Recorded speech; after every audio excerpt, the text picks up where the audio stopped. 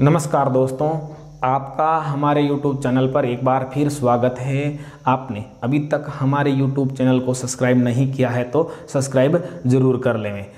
आपने पहला वीडियो जो पार्ट पहला था 100 महत्वपूर्ण प्रश्नों का, वो आपने देखा होगा, आपको अच्छा लगा होगा। अगर नहीं देखा है तो उसको एक बार ज़रूर देखें। मैंने उसमें 30 महत्वपूर्ण प्रश्न चुने थे, जो छोटे प्रश्न थे, एक एक अंक के, जो पेपर के अंदर 1 से 10 तक जो छोटे प्रश्न आते हैं एक एक अंक के, वो प्रश्नों में मैंने 30 प्रश्न लिए थे महत्वपूर्ण। तो उन 30 प्रश्नों से बाहर कोई प्रश्न नहीं जाएगा, क्योंकि वहाँ पर संख्याएं चेंज हो सकती है, लेकिन आप उनको समझोगे तो वो मान भी आप वहाँ निकाल पाओगे। और अब हम इस वीडियो में जो आज का वीडियो ले रहे हैं, उस वीडियो में हम 11 से 15 तक जो बोर्ड परीक्षा में प्रश्न आते हैं, जो 2-2 अंक के आते हैं, वो वाले प्रश्न लेंगे, जिसमें मैंने 15 या 16 महत्वपूर्ण प्रश्न चुने हैं, जो हम यहाँ इस वीडियो में देखेंगे। तो मैं एक बात आपको ये बताना चाहूँगा कि हमारे YouTube चैनल पर कक्षा 10 की पूरी गणित उपलब्ध है। वहाँ से आप कोई भी प्रश्न, कोई भी वीडियो, कोई भी उदाहरण आप वहाँ से जाके प्लेलिस्ट में देख करके आप खोज सकते हैं और उसको देख सकते हैं। उसके साथ में कक्षा 8 और 9 की गणित के कुछ वीडियो उपलब्ध हैं, और आने वाले दिनों में और कुछ वीडियो हम वहाँ पर उपलब्ध करवाएंगे। और उसके साथ में आपको कक्षा 10 की इंग्लिश ग्रामर और कक्षा 10 की संस्कृत व्याकरण भी आपको देखने को मिलेगी, वो भी वहाँ से देखें। तो चलिए हम अपने महत्वपूर्ण प्रश्नों के उन प्रश्नों में से पहला प्रश्न शुरू करते हैं, जो है, देखिए एक बात और बता दूं आपको कि इन प्रश्नों की आपको PDF चाहिए तो मैं इस वीडियो के डिस्क्रिप्शन में लिंक दे दूंगा, PDF इसकी फ़ोटो खींच के PDF बना के, तो वहाँ से आप ये प्रश्न भी देख सकते हैं। मैं प्रश्न बोलूँगा, उत्तर करूँगा, प्रश्न लिखूँगा नहीं यहाँ पे। तो देखिए ये अपना जो पहला प्रश्न है वो है 23,754। इसमें हमें भाग लगाना है 74 का, और विधि है ध्वजांक विधि। ध्वजांक विधि से हमें भाग लगाना है। तो देखिए हम क्या करते हैं, जो वैदिक गणित के हमारे 3 प्रकार के भाग हैं, उन सब में हम ऐसा क्या करते हैं, परफॉर्मा बनाते हैं। तो इसमें भी हम ऐसा एक परफॉर्मा बनाएंगे। इस परफॉर्मे में हम संख्याओं को बैठाएंगे। भाग किसका लगाना है, 74 का लगाना है। तो 74 को आप ऐसे बिठाओगे, 7 नीचे 4 ऊपर, यानी इनको ऐसे ऊपर नीचे कर दोगे, ठीक है। अब देखो यहाँ पर कितने अंक हैं, 4 अकेला ही है, तो इस संख्या का इकाई की ओर से जो अंक है, एक अंक बाहर बिठा दो, बाकी के अंदर बिठा दो, 23 और ये 75। अब आपको क्या करना है, यहाँ आपको संकेत लिखने हैं, और संकेत में आपको क्या करना है, 1 नंबर में क्या करना है, आपको इस 7 का भाग लगाना है। यहाँ पर क्या 7 का भाग 2 में जाएगा क्या, नहीं, 2 अंक ले लो एक साथ, यानी 23 में तो जाता है 7 का भाग, लगाओ 7 का भाग 23 में आप दोगे। तो देखो मतलब कोई संख्या का कोई संख्या में आप भाग लगाते हो तो आपको 2 चीज़ें मिलती है, एक तो मिलता है भागफल और दूसरा मिलता है आपको शेषफल। तो देखिए आप 7 का भाग लगाओगे तो 7 या 21 हो गया। 21 आप इसमें से घटाओगे 23 में से, तो शेष कितना बचेगा, 2 बच जाएगा। देखिए आपने 7 का भाग 23 में दिया तो भागफल 3, शेषफल कितना आया, 2 आया। तो देखिए भागफल जो आया 3, वो तो आप यहाँ लिखो, शेषफल जो आया वो देखो, यहाँ तक तो हम भाग लगा चुके हैं, तो इनसे आगे और अगले अंक से पहले थोड़ा नीचे यहाँ पर बिठाओ। तो देखो ये 2 और 7 मिलकर एक नई संख्या बनाते हैं, यानी नया भाज्य हो गया। कितना हो गया, नया भाज्य हो गया आपके, ये 2 और 7 मिलके 27 हो गए। लेकिन आपको क्या चाहिए, संशोधित भाज्य चाहिए। संशोधित भाज्य के लिए आप क्या करोगे, जो नया भाज्य 27 है उसमें से आप कुछ घटाओगे। कुछ क्या घटाओगे, इस 3 का और इस 4 का गुणा करके घटाओगे। 4 और 3 का गुणा क्या होता है, 12। ये घटाओगे तो उत्तर कितना आएगा, 15। ये 15 है वो आप अगले चरण नंबर 2 में लिख दोगे, और उसमें भाग लगोगे किसका, 7 का, यानी वापस वो प्रक्रिया शुरू हो गई। अब 7 का भाग 15 में लगाओगे तो कितनी बार जाएगा, देखो आपको भागफल क्या मिलेगा, 2 बार जाएगा, और शेष कितना मिलेगा, शेषफल मिलेगा आपको 1। तो भागफल जो आया वो तो यहाँ उतार दो, जो शेषफल आया वो देखो यहाँ तक हम पहुँच चुके हैं, तो इससे आगे अगले से पहले यहाँ लिखो। तो आपको देखो ये अंक 1 उतारने के बाद एक नया भाज्य मिला, वो क्या है, नया भाज्य है 15। आपको चाहिए संशोधित भाज्य, और संशोधित भाज्य के लिए आप 15 में से घटाओगे। क्या घटाओगे, इस 2 का और 4 का गुणा। देखो पहले हमने 3 और 4 का गुणा घटाया, अब 4 और इसका 2 का, मतलब ऐसे आगे बढ़ते जाएंगे तो 8 होगा। गुणा करोगे तो इनका 8 घटा दो, कितने बचेंगे, 7। आप 7 को क्या करो, 3 नंबर चरण में उतारो। 7 में भाग लगाना किसका, 7 का, और 7 का भाग लगाओगे तो आपको एक तो मिलेगा भागफल, 1 मिलेगा शेष पर। तो 7 का भाग 7 में कितनी बार जाएगा, 1 बार जाएगा। शेष कितना बचेगा, 0 बच जाएगा। तो देखिए भागफल जो मिला 1 वो तो यहाँ उतारोगे, शेषफल जो मिला आपको 0। देखो यहाँ तक हम पहुँच चुके हैं, तो अगले अंक से पहले और इनके बीच में बैठाना 0। तो नया भाज्य क्या हो गया, नया भाज्य हो गया आपके 4। 0 4 लिखो या 4 लिखो, आपको चाहिए संशोधित भाज्य। संशोधित भाज्य आपको निकालना है। तो संशोधित भाज्य क्या हो जाएगा, इस 4 में से आपको घटाना है। क्या घटाना है, इस 4 और 1 का गुणा। पहले देखो 4 3 का गुणा घटाया, 4 2 का घटाया, 4 और 1 का घटाएंगे 4 होगा। 4 घटाओगे 4 में से क्या बचेगा, 0। अब देखो आपको आगे चरण नहीं बढ़ाना, 4 नंबर क्यों नहीं बढ़ाना, इस लाइन से बाहर हम निकल चुके हैं, लास्ट अंक तक पहुंच चुके हैं। तो ये जो आया मान वो अगले चरण में नहीं लिख करके आपको यहाँ लिखना है। तो ये तो हो गया आपका भागफल और ये इस प्रश्न का हो गया शेषफल। तो ये था अपना ध्रुवजांक विधि से भाग वैदिक गणित का। अब देखिए आगे प्रश्न नंबर है अपना 2 नंबर प्रश्न है समीकरण। हमें एक समीकरण दे रखा है जिसमें दे रखा है 1/x+1 माइनस 1/x+3 बराबर में 1/x+2 माइनस 1/x+4। इसको सरल करना है। देखिए शून्य साम्य समुच्चय बीज गणित में है, अपने वैदिक गणित के अंदर बीज गणित का जो पार्ट है उसके अंदर 6 नियम दे रखे हैं। उन 6 नियमों में जो छठा नियम है लास्टवा, तो उसमें क्या दे रखा है कि जो समीकरण होगा उसमें 2 पक्ष होंगे, इधर भी 2 होंगे इधर भी 2 होंगे। तो देखो 2 2 है इनमें, और उनके अलावा इनका अंश है वो क्या होगा, बराबर होगा, 1 1 हो या और कुछ हो। तो देखो इनमें सब में 1 1 बराबर है, समान है, अंश समान होगा। तो हम क्या करेंगे, कोई भी एक पक्ष का मतलब इधर का मतलब जो ये पक्ष है इस तरफ के हर को जोड़ करके देखेंगे, इसके हर को भी जोड़ कर देखेंगे। अगर दोनों बराबर है तो किसी एक के बराबर में क्या, या फिर उसके बराबर में क्या रख देंगे, 0 रख देंगे, या तो इसके बराबर रखो या इसके बराबर रखो। तो हमें क्या मिल जाएगा, x का उत्तर मिल जाएगा। तो देखिए यहाँ तो सब चीज़ें 2 इधर भी है 2 इधर हैं, यहाँ बराबर भी है ऊपर, लेकिन इनको जोड़ें तो देखो क्या होता है, 2x+4 होता है, इधर 2x+8 होता है, बराबर नहीं है ना। तो इनको बराबर बनाएंगे तो इसके लिए हम क्या कर देंगे, पक्षांतरण कर देंगे। माइनस वालों को इस माइनस को उधर भेज देंगे, इस माइनस को इधर लाएंगे तो प्लस का हो जाएगा। तो 1/x+1 प्लस ये माइनस का इधर आएगा तो 1/x+4, ये हमने पक्षांतरण कर दिया इस तरफ। बराबर में क्या है 1/x+2 और ये माइनस का उधर जाएगा तो प्लस का 1/x+3। तो देखो हम क्या करेंगे, यहाँ इनको जोड़ेंगे, देखो इनको जोड़ेंगे दोनों तरफ क्या आएगा, बराबर आएगा 2x+1 1 और ये 4 5 हो जाएंगे, और इधर भी क्या हो जाएंगे 2x+5 हो जाएंगे। देखो दोनों तरफ बराबर है तो किसी एक के बराबर में आपको क्या रखना है, 0 रखना है, और आपको उत्तर निकालना। तो x बराबर ये 5 प्लस के उधर जाएंगे तो माइनस के, ये 2 इसके गुणे में वहाँ जाएंगे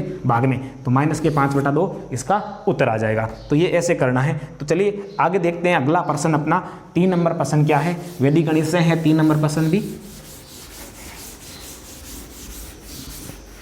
देखिए 3 नंबर प्रश्न है 208 का हमें क्या करना है, घन करना है, और वो करना किससे है, सूत्र निखिलम से।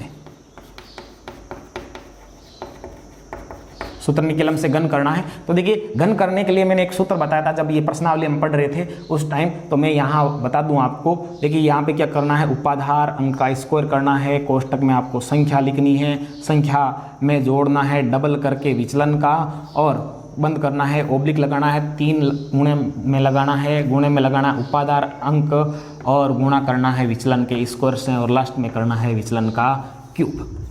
देखिए यहाँ पे s का मतलब संख्या है, u का मतलब उपाधार अंक है, और v का मतलब विचलन है, ये आपको समझना है। तो देखिए यहाँ पे संख्या s बराबर कितना है, 208 है, और अपने उपाधार अंक कितना, u बराबर कितना 2 है, और v बराबर कितना है 8 है। तो यहाँ u का मान रखोगे जो क्या है 2 का क्या करना स्क्वायर, या s का मान रखोगे जो क्या है 208 प्लस 2 लिखोगे इंटू v का मान लिखोगे जो क्या है 8, बंद करोगे ओब्लिक लगाओगे, ये 3 आपको सूत्र में है, इंटू u का मान रखोगे जो क्या है इधर का 2, और इंटू v का मान रखोगे जो क्या है 8, इसका क्या करना है स्क्वायर, और यहाँ v का क्यूब करना है, 8 का क्यूब करना है। तो देखो 2 का स्क्वायर कितना होगा 4, 208 प्लस 8 दूनी 16 ओब्लिक 3 दूनी 6 गुणा 8 का वर्ग 64, और 8 का क्यूब 512, 8 का क्यूब 512।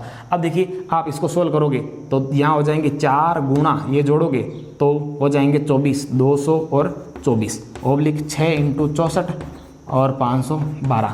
देखिए 4 का गुणा करो इससे, 4 चौक 16 हासिल की 1, 4 दूनी 8 1 9, 4 दूनी 8, ये हो गया ओब्लिक 6 चौक 24 हासिल की 2, 6 चंग 36 और 2 38, 512।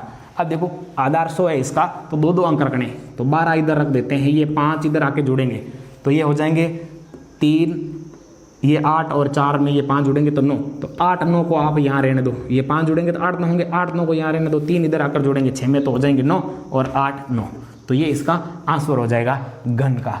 तो ये था प्रश्न नंबर अपने 3। आगे देखिए प्रश्न नंबर 4, ये भी वैदिक गणित से ही है। ये प्रश्न है अपने 1358 में, आपको भाग लगाना है किसका 113 का, और ये है सूत्र परावर्त्य से,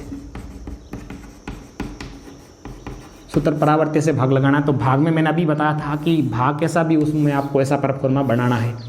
देखिए भाग किसका लगाना है 113 का लगाना है, यहाँ लिखो, और ये संख्या है ये यहाँ बिठानी है, तो उसके लिए पहले इसका आधार लिखो क्या है 113 किसके नज़दीक है 100 के नज़दीक है, तो इसका आधार क्या है 100। देखिए 100, अब ये 113 100 से ज़्यादा है या कम है 100 से ज़्यादा है, कितने ज़्यादा है 13 ज़्यादा है, तो प्लस के 13 लिख दो। अब परावर्ती ये सूत्र परावर्ती नहीं, इसको आपको परिवर्तन करना है, 13 को क्या करना है ये प्लस के तो माइनस कर दो, इनके ऊपर विनकुलम लगा दो, यानी 13 किसके हो गए माइनस के। अब देखिए आधार में कितने जीरो है 2 जीरो है, तो इस संख्या के इकाई की तरफ से 2 अंक, यानी 58 आप इधर बिठा दो बाहर, 58 को तो आप बाहर बिठाना है, और ये बाकी जो बच्चे अंक 13 है वो अंदर बिठाने, ठीक है। ये 2 जीरो ना, इसलिए इकाई की तरफ से 2 अंक बाहर बिठा दिए, बाकी के अंक आपको अंदर बिठाने। पहला अंक जो भी है उसको सीधा नीचे उतारो 1, इस माइनस के 13 का गुणा 1 से करो तो माइनस के 13, माइनस को 1 और माइनस को 3, ये सरल आप इसको सरल करोगे तो ये घटाओगे, इसमें से कितने बचेंगे 2, 13 का गुणा 2 से करोगे तो माइनस के क्या हो जाएंगे 26 हो जाएंगे, तो माइनस के ये 2 और ये 6 से लिखोगे विनकुलम में, 6 कम करोगे 8 में से कितने बचेंगे 2, ये देखो दोनों जोड़ेंगे पहले, माइनस के 5 ऊपर प्लस के 5 क्या रह जाएगा 0 रह जाएगा, तो ये तो क्या है भागफल है और ये क्या है शेषफल है आपके इस प्रश्न का। तो ये था चौथा प्रश्न। तो वैदिक गणित से इतना ही प्रश्न है। अब अध्याय नंबर 2 से कुछ प्रश्न है, तो देखते हैं वो क्या है जो आपके 2 अंकों के पूछे जाते हैं यहाँ पर। तो ये प्रश्न है, दर्शाइए कि या सिद्ध कीजिए कि 7√5 एक अपरिमेय संख्या है।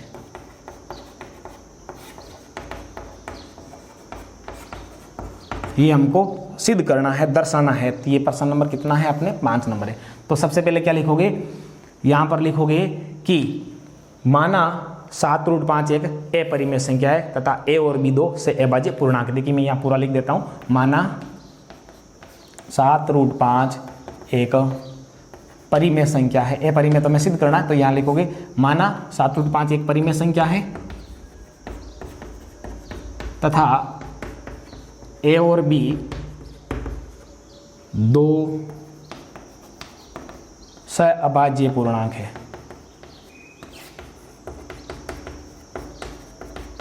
अतः a बटा b के बराबर में लिखना आपको क्या 7√5। यहाँ लिख दो, आपको कोष्टक में b के बराबर में क्या नहीं है, इसमें आपके 0 नहीं है। अब देखिए आपको क्या करना, अंडर वाली संख्या एक तरफ रखनी है, बिना अंडर वाली संख्या एक तरफ भेज देनी है। तो देखिए आप क्या करोगे, अंडर को आप यहीं रखोगे तो 7 इसके गुणे में यहाँ कहाँ आ जाएंगे, भाग में आ जाएंगे, तो a बटा क्या हो जाएगा 7b हो जाएगा। अब देखिए ये इस तरफ की सारी संख्याएं क्या है, पूर्णांक है, तो ये क्या है एक परिमेय है, और ये परिमेय तो ये भी क्या होना चाहिए परिमेय होना चाहिए, जबकि ये क्या है अपरिमेय है। तो ये देखो हम क्या लिखेंगे, यहाँ लिखेंगे a, b व 7 पूर्णांक है, अतः a बटा 7b एक परिमेय संख्या है, अतः √5 भी एक परिमेय संख्या होगी, परंतु हम जानते हैं कि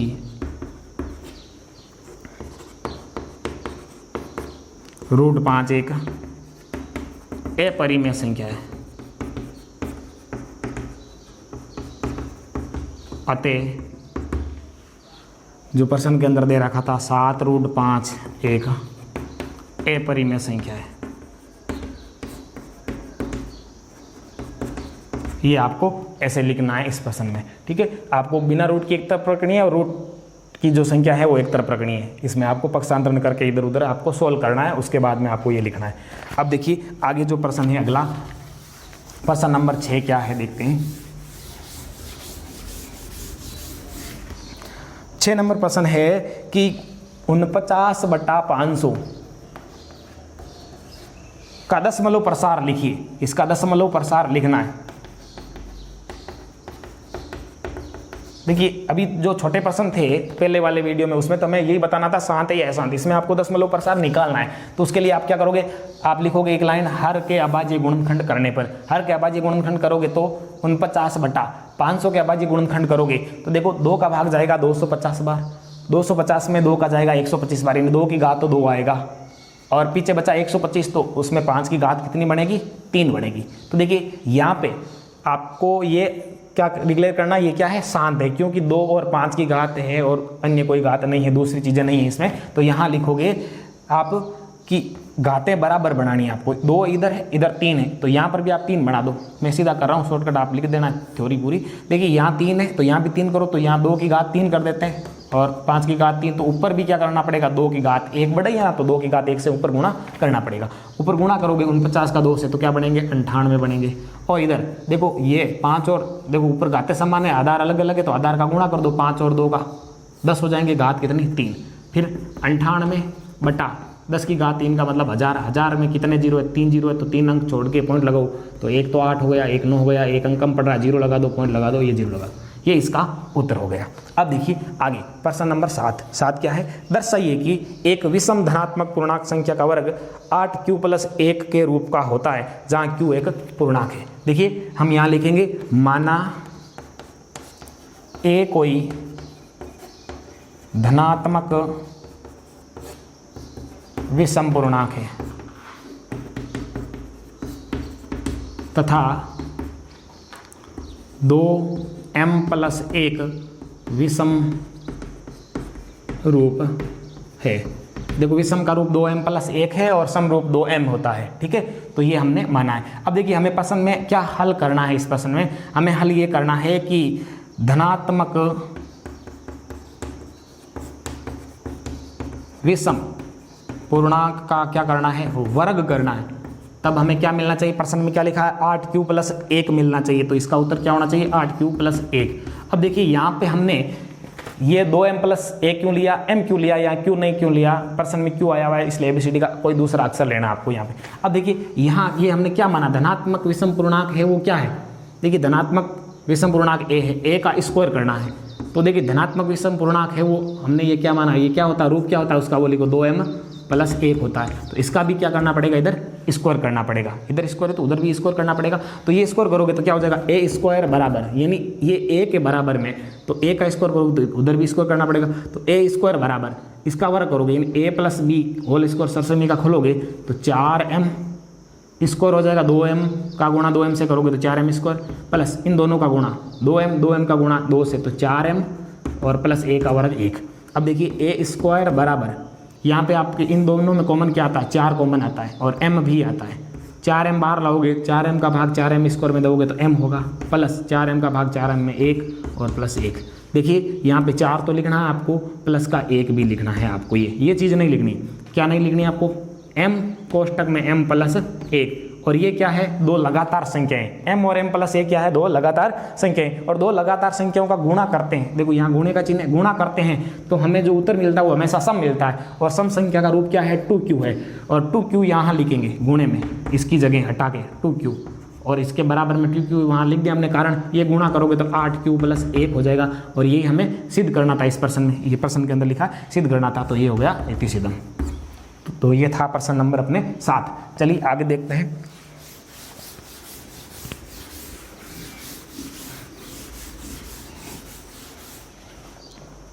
आगे है प्रश्न नंबर 8, जो अपने प्रश्नावली नंबर 15 से हैं, क्षेत्रमिति से वहाँ से हैं कि एक साइकिल का पहिया 11 किलोमीटर चलने में 5000 चक्कर लगाता है। देखिए साइकिल का पहिया 5000 चक्कर में तय दूरी, कितनी दूरी तय करता है, 11 किलोमीटर दूरी तय करता है। तो एक चक्कर में कितनी करेगा,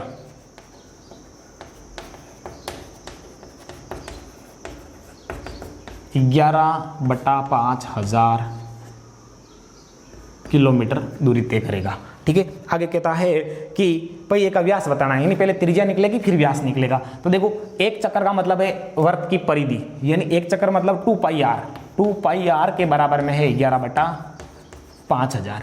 तो देखो यहाँ से हमें r का मान निकालना है, तो देखो r बराबर 11/5000 गुणा देखो ऊपर की जो चीज़ें हैं वो नीचे आ जाएगी, यहाँ पे 2 नीचे आ जाएगा, यहाँ पाई का मान 22/7 है तो 22 ऊपर के नीचे आ जाएंगे और 7 ऊपर चले जाएंगे। अब देखिए 11 से 22 काट दो 2 बार, फिर देखो कोई चीज़ करती है क्या, नहीं करती। ये उत्तर किलोमीटर में, हम देखो इसको मीटर में बदलने के लिए इसमें 1000 का भाग लगाएंगे। 1000 का भाग लगाने का मतलब है कि 1000 का, देखो भाग की चीज़ को हम ऊपर ले जाएंगे तो गुणे में हो जाएंगे, यानी 1000 का गुणा कर देंगे तो ये किलोमीटर किस में बदल जाएगा, मीटर में बदल जाएगा। तो देखिए यहाँ पे आप देखो ये 3 0 इस 3 0 से काट दो, फिर भी देखो आपका मान क्या आया, 7 बटा ये कितना आता है आपके 2 दूनी 4, 4 का 5 से गुणा करते हो तो 5 चौका 20, ये क्या आता है, मीटर में आता है। आप देखो इसको आगे और निकाल दो, यानी r बराबर सेंटीमीटर में बदलो 7/20, इसको गुणा कर दो किससे, आप इसको गुणा करोगे 100 से तो ये सेंटीमीटर में बदल जाएगा, तो 20 5 100, 5 का 7 से गुणा करोगे तो 35 सेंटीमीटर क्या आई है, त्रिज्या आई है। हमें व्यास बताना है, तो व्यास है वो किसके बराबर होता है, 2r के बराबर होता है, यानी 2 × r का मान 35 का 2 से गुणा करोगे तो 70 सेंटीमीटर इस पहिए का व्यास हो जाएगा। तो ये था प्रश्न नंबर अपने 8। चलिए आगे देखते हैं अगला प्रश्न क्या है अपना। देखिए अगला प्रश्न है 9 नंबर प्रश्न है, एक वर्ताकार प्लेट का क्षेत्रफल है वो 154, यानी वर्त का क्षेत्रफल हमको दे रखा है। प्रश्न नंबर 9 है, वर्त का क्षेत्रफल हमको दे रखा है 154 सेंटीमीटर स्क्वायर।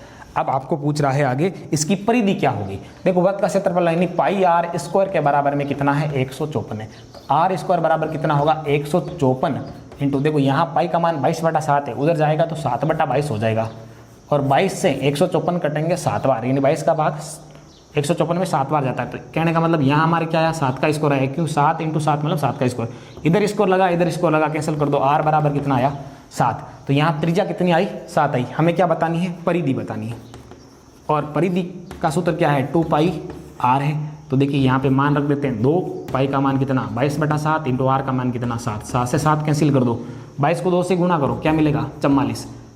अगर ये मान सेंटीमीटर में तो सेंटीमीटर लगाओ, मीटर है तो मीटर लगाओ, इकाई आगे।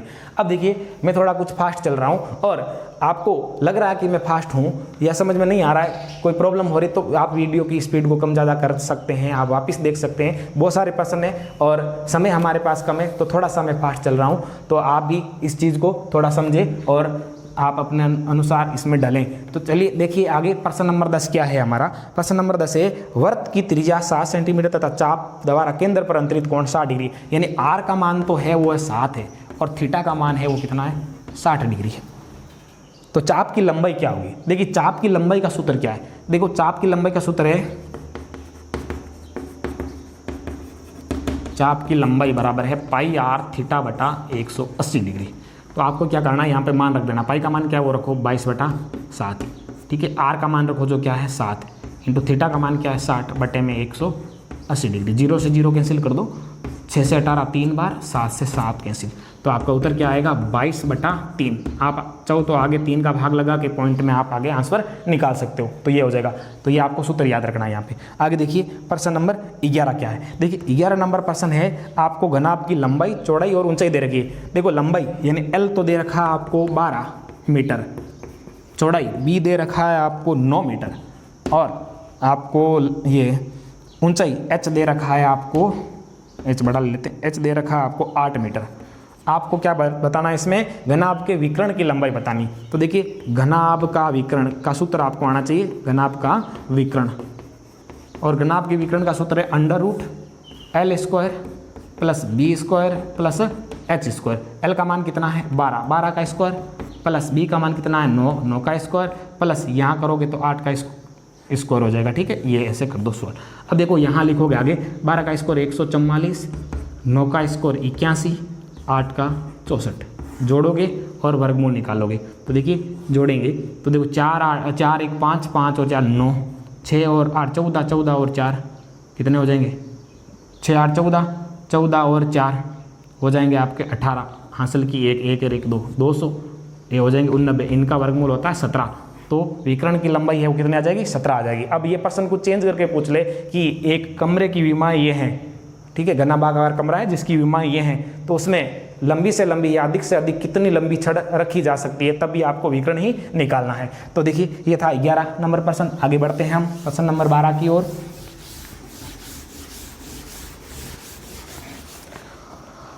प्रश्न नंबर 12 है, एक गोले का पृष्ठीय क्षेत्रफल 616 सेंटीमीटर स्क्वायर हो तो उसकी त्रिज्या ज्ञात कीजिए। देखो गोले का पृष्ठीय क्षेत्रफल दे रखा हमको, गोले का पृष्ठीय क्षेत्रफल हमको दे रखा है। ये देखिए प्रश्न नंबर अपने 12 है, गोले का पृष्ठीय क्षेत्रफल हमको दे रखा है 616 सेंटीमीटर स्क्वायर। हमको इसकी त्रिज्या बतानी। तो देखो गोले का पृष्ठीय क्षेत्रफल का सूत्र लगा दो, जो क्या है 4 पाई r स्क्वायर बराबर में क्या है 616। देखो आपको यहाँ पे मान रखना है 4 इंटू पाई का मान 22/7 इंटू r स्क्वायर बराबर में 616। आपको r स्क्वायर यहाँ रखना है, 616 उधर है। देखो यहाँ से ये चीज़ें उधर जाएगी, जो ऊपर है वो नीचे आ जाएगी। ऊपर देखो 4 है 22 है, ये तो नीचे आ जाएगी, और 7 नीचे है वो ऊपर चले जाएंगे। तो देखिए ये 4 से हम ये काटेंगे तो कितनी बार करता, देखो 4 का भाग इसमें जाएगा 1 बार, पीछे बचेगा 2, 5 चौक 20, पीछे बचेगा 1, 4 चौक 16, 154 बार, और 22 का भाग 154 में जाएगा 7 बार। तो 7 इंटू 7 बचा, ये कहने का मतलब 7 का स्क्वायर बचा, इधर स्क्वायर कैंसिल हो गया, तो r बराबर कितना आया 7 आया। तो ये प्रश्न ने इतना ही पूछा था, त्रिज्या कितनी है, तो त्रिज्या कितनी है 7 है। आपको गोले का आयतन पूछ ले तो गोले का आयतन लगा के ये त्रिज्या लगा के भी निकाल सकते हो। ठीक है, चलिए आगे देखते हैं अपना अगला प्रश्न क्या है। प्रश्न नंबर 13 नंबर प्रश्न है, एक बेलन की ऊंचाई 11 सेंटीमीटर तथा उसका वक्र पृष्ठ का क्षेत्रफल है वो 968 सेंटीमीटर स्क्वायर है, तो बेलन की त्रिज्या ज्ञात कीजिए। देखिए बेलन की ऊंचाई,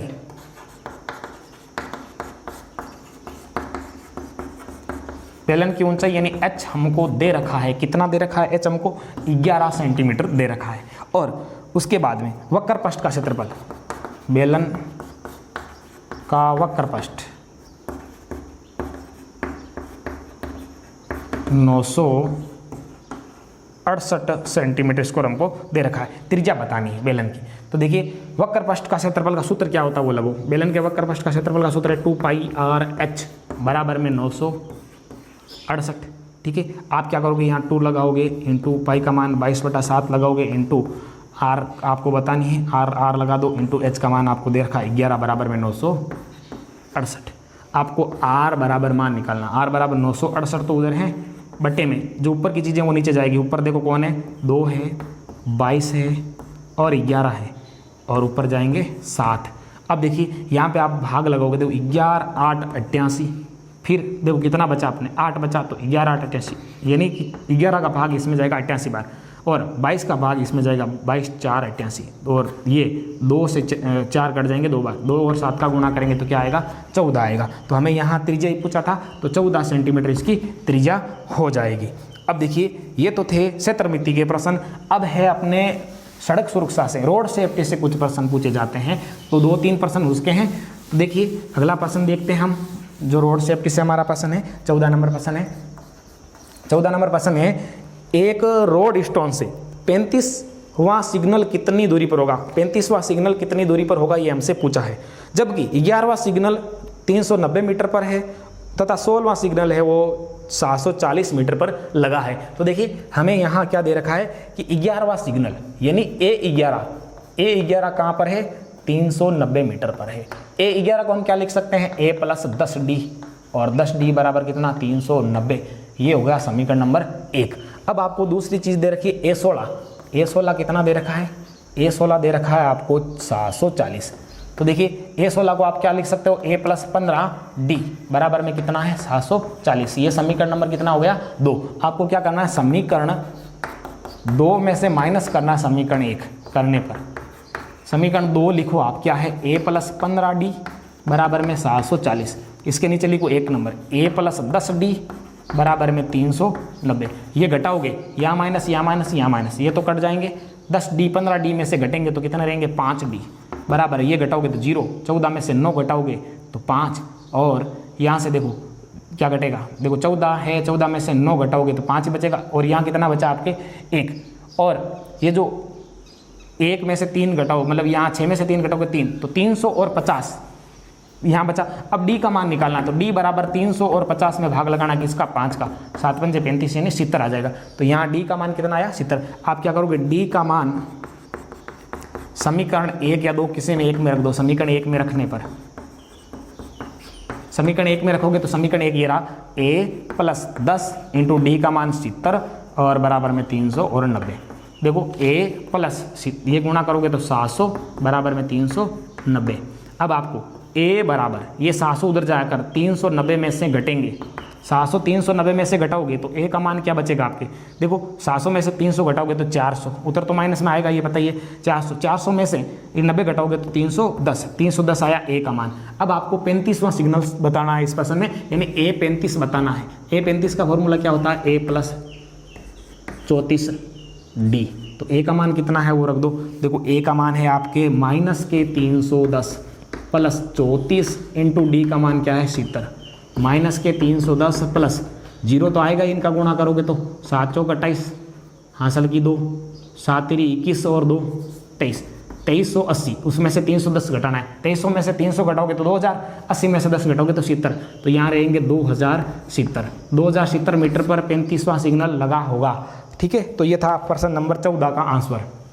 आगे प्रश्न नंबर 15 देखते हैं हम, क्या है हमारा प्रश्न नंबर 15। देखिए प्रश्न नंबर 15 है, एक मोटर कार ए स्थान से बी स्थान तक 175 किलोमीटर की दूरी 70 किलोमीटर प्रति घंटे की समान गति से सभी 10 हरे यातायात सिग्नलों को पार करती है। भारी यातायात के कारण यह प्रथम सिग्नल पर 1 मिनट, दूसरे सिग्नल पर 3 मिनट और तीसरे सिग्नल पर 5 मिनट एवं इसी प्रकार 10वें सिग्नल पर 19 मिनट रुकती है।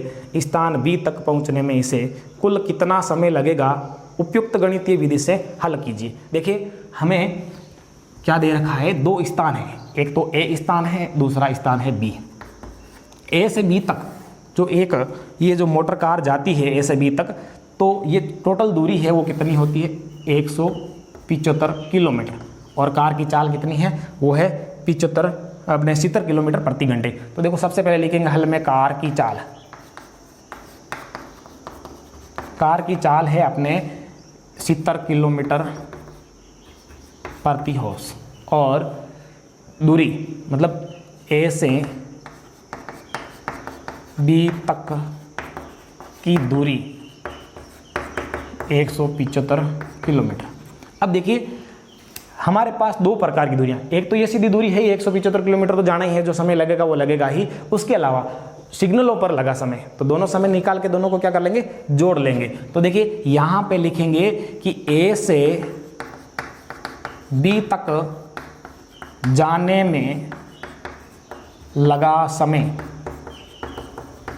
क्या हो जाएगा, देखो समय निकालने का सूत्र क्या, दूरी बटा चाल, दूरी बटा चाल। देखिए इस प्रश्न में दूरी कितनी है, यहाँ लिख रहा हूँ मैं 175 किलोमीटर है, चाल कितनी है 70 है, 70 का भाग इसमें लगाओगे तो देखिए 2 बार जाएगा, शेष बचने मतलब 2 से 1/2 बार जाएगा, ये काट पीट के आप करोगे तो ठीक है, 35 की टेबल से काट लो, ये आपके ऐसे हो जाएंगे 2 से 1/2। तो देखिए ये 2 से 1/2 को घंटों में परिवर्तित करोगे तो 60 से गुणा करके इसको लिखोगे तो आपके आ जाएगा इसमें समय कितना आ जाएगा, 2 घंटे 30 मिनट, ये टाइम आ गया ए से बी तक जाने का।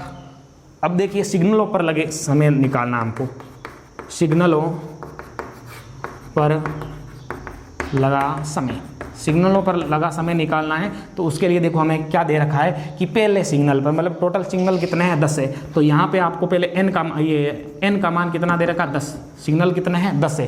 पहला सिग्नल यानी ए दे रखा है कितना, पहले सिग्नल पर कितना रुका 1 मिनट, और ए एन यानी लास्ट में सिग्नल पर कितना रुका ये भी आपको दे रखा है, ये दे रखा है आपको 19 मिनट, ये 19 मिनट रुका लास्ट पर। तो देखिए आपको यहाँ पे एस एन निकालना है, एस एन निकालने का सूत्र क्या है, जब हमारे पास पहला पद और अंतिम पद हो तो सूत्र क्या है n/2 कोष्टक में a प्लस ए एन। तो देखिए n का मान 10/2 कोष्टक में 1 प्लस ए एन का मान है 19। अब देखिए ये कट जाएंगे इससे 5 बार, तो आपका उत्तर क्या आएगा 5 × 20, और 20 और 5 का गुणा करोगे तो 100 मिनटें हैं, इसको घंटे में परिवर्तित करोगे, इनको ये मिनट है ठीक है उत्तर, और इसको आप घंटे में परिवर्तित करोगे 100 मिनटों में कितना हो जाएगा 1 घंटा 40 मिनट। तो यहाँ हो जाएगा, या लिख करके लिख दो 1 घंटा 40 मिनट। अब क्या कुल समय बताना हमको, प्रश्न में कुल समय पूछा, तो कुल समय बराबर देखो क्या करोगे, दोनों समय को जोड़ दोगे, दोनों समय कौन सा है 2 घंटे 30 मिनट प्लस कर दोगे 1 घंटा 40 मिनट। देखो मिनटों को जोड़ोगे इधर तो 40 और 30 70 मिनटें हो जाएगी और घंटे हो जाएंगे 3। आप चाहो तो ऐसे भी लिख सकते हो, या फिर 70 मिनट से 1 घंटा और बन जाएगा तो पीछे रह जाएगी 10 मिनट। 1 घंटा इधर आकर जुड़ जाएगा तो हो जाएंगे 4 घंटे। तो यहाँ समय कितना लगेगा? 4 घंटे 10 मिनट लगेगा ए से बी तक जाने में। ये तो सीधा समय रोज लगता ही है, यातायात भारी होने के कारण जो सिग्नलों पर समय लगा वो ये था 1 घंटा 40 मिनट, जो इसमें एक्स्ट्रा है वो जुड़ जाएगा। अब देखिए अगला लास्ट प्रश्न है अपने 16 नंबर प्रश्न है। तो देखिए क्या है प्रश्न? सड़क सुरक्षा का ही है। देखिए इन जो प्रश्न हमने सड़क सुरक्षा के लिए हैं हमने 3, अभी ये एक जो पढ़ा हमने, एक इससे पहले वाला और एक जो हम पढ़ेंगे, इन तीनों में से ही प्रश्न पूछा जाता है। तो देखिए 16 नंबर प्रश्न है, ये प्रश्न है कि एक सीधे व 8 मीटर ऊंचे पोल पर यातायात नियंत्रण के लिए सीसीटीवी कैमरा लगा है, जो पोल के सिर से 17 मीटर दूरदृष्टि रेखा तक यातायात देख सकता है। पोल के चारों ओर ये कैमरा कितना क्षेत्रफल यातायात देख सकता है? देखिए ये पोल है, ये पोल है, ए बी पोल मान लेते हैं। ये कितना ऊंचा है? 8 मीटर ऊंचा है और यहाँ पे सीसीटीवी कैमरा लगा है। तो यहाँ से दूरदृष्टि रेखा चाहिए तो ये इधर खींच लो, चाहिए इधर खींच लो, तो मैं इधर खींच लेता हूँ। ये कितनी है? 17 मीटर है ये दूरी, यहाँ मैं सी ले लेता हूँ। ये जो है ये क्या हो जाएगी? जो दूरी है वो देख लेता है कैमरा। तो देखिए ये आपको क्षेत्रफल पूछ रहा है, वो क्षेत्रफल जो कैमरा देख सकता है, मतलब इस दूरी तक देख सकता है, इससे आगे वो नहीं देख सकता। इस दूरी से अगर हम ऐसे इसको त्रिज्या मान के ऐसे हम वृत्त बनाएंगे, ठीक है, तो ये कितना क्षेत्र देख पाएगा? क्षेत्रफल कितना? इस वर्त का क्षेत्रफल बताना है और इस वर्त के लिए हमें क्या चाहिए? त्रिज्या, और त्रिज्या कौन है? BC है। तो पहले BC का मान निकालना है। ये कोण कितने का? 90 डिग्री का। तो लोग समकोण त्रिभुज ABC में बोधायन पर में से देखो हमें किसका मान निकालना है? BC का मान निकालना। तो BC स्क्वायर बराबर कर्ण, कर्ण कौन है? 17, 17 का स्क्वायर माइनस करना है, ये कौन है? भुजा, लंब 8, 8 का स्क्वायर। तो देखो A square minus B square, एक बार तो लिख दो 17 + 8, एक बार लिख दो अपने 17 - 8। तो देखिए 17 और 8 जोड़ोगे तो 25 गुणा, ये घटाओगे तो कितने रहेंगे इसमें से? 9। 25 का 9 से गुणा करोगे तो 250। अब BC का स्क्वायर हटाओगे तो 250 का क्या निकालना है? वर्गमूल निकालना, जो क्या आएगा? 15 आएगा। तो BC का मान कितना आया? 15 आया। हमें क्या करना है? हमें वर्त का क्षेत्रफल बताना, जिसकी त्रिज्या कितनी है? ये 15 क्या है? R है। तो क्षेत्रफल आपको लिखाना है, क्षेत्रफल बराबर क्या? पाई R स्क्वायर। पाई का मान रख दो 3.14 इंटू R का मान रख दो 15। देखिए 15 चौक 60, हासिल की 6, 15 एकम 15, 15 और 6 21 का 1, हासिल की 2, 15 × 45, 2 47, 2 अंक छोड़ के पॉइंट लगाना है, 47.10 ये हो जाएगा मीटर, मीटर में था मीटर स्क्वायर हो जाएगा। ठीक है, ये इसका आंसर हो जाएगा। ऐसे करना है आपको।